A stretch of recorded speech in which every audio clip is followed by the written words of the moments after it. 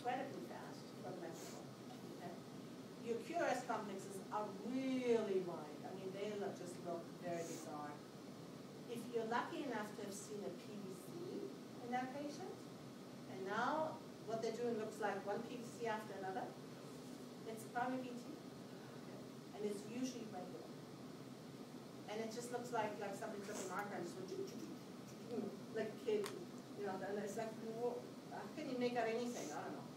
So that's VT. You can't, there's no really distinct features. Okay?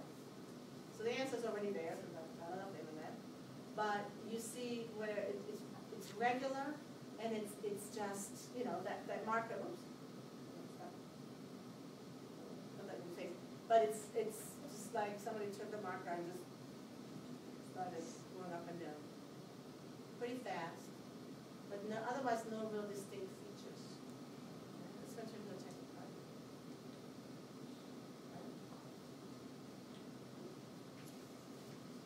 Here we have an example where we have actually several things on one EKG. And what I want you to look at is right here, this section right here.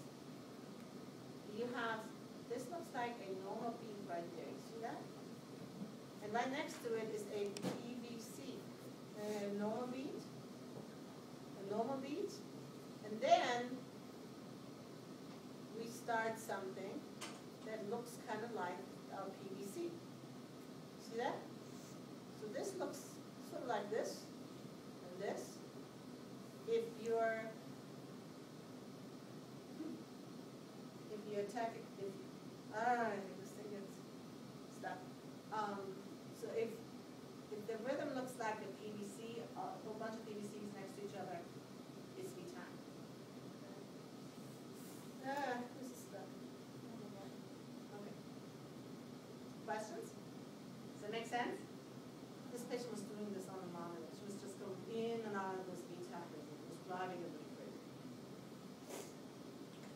So if you're lucky enough to see a PVC, you got your diagnosis. It's very easy. This is the only example of torsades I could find that was of any length. You know, usually it's just short strips that you might see on the floor, but here they had one long thing. You see how it almost looks like the oscillations, like on a way back when, you know, before we had all the electronic stuff we have these days, or like in. You're dating yourself. I'm more 50%. Yeah, exactly. You know, I mean, it's like this, you know, like sound waves. I don't know, but you can see that sort of twisting. You know, if you make yourself a horizontal line through the center of this, you can kind of see how it twists the point. Sometimes at the top, at the bottom, it sort of twists around. Okay? And this can occur if you have a QT interval that's too long, where the heart takes too long to repolarize, and it's vulnerable in that period. And if something happens, you can get into this torsade. Some medications can cause torsades.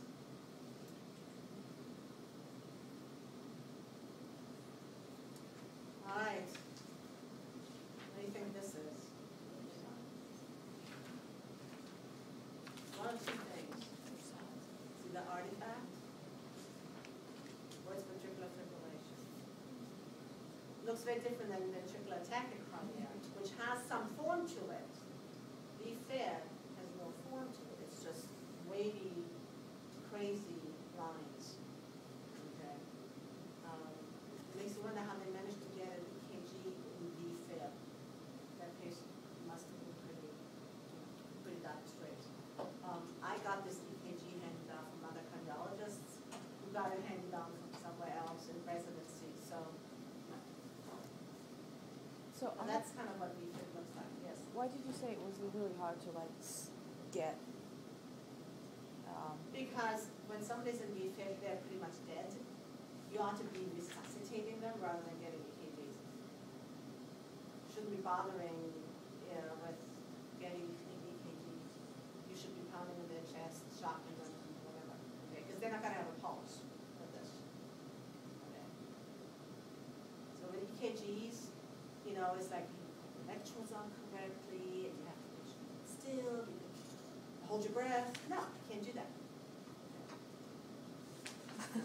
So you may get a rhythm split, but not a 12-lead EKG. This is an actual 12-lead. Okay. When you put your code card on, you have like 2 electrodes or 3 electrodes. Yes, you will get one single lead that tells you what's going on, and you're acting on that. But you're not going to bother getting an EKG because you're resuscitating that patient. But otherwise, this is death.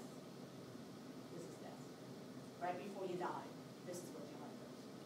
What if they had like a 12 lead on before and Yeah, I mean, there could be, you know, but it would be rare to get an EKG when somebody's in VFib. VTAC, yes. You know, VFib it would be pretty rare that you manage to catch an EKG while they were in VFib. You're right. That would be like an unusual case, which is maybe how this got taken. But you're not going to find a lot of EKGs in VFib.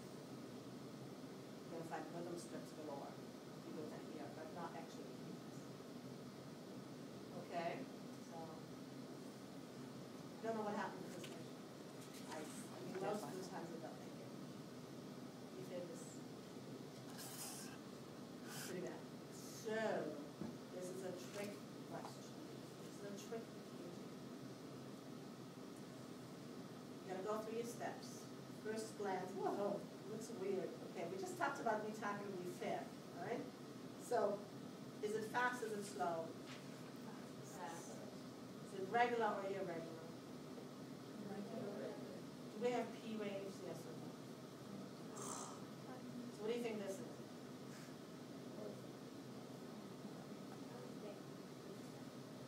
You think it's VTAC?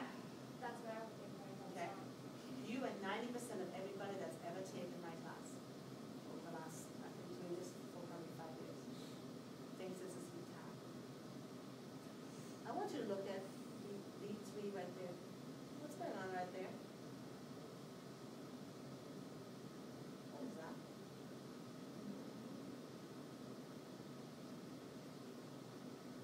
That looks normal to me. You have a nice narrow QRS complex. You have a P wave. You have a T wave. No. How can you have one lead that looks completely normal and the rest are in VTAC?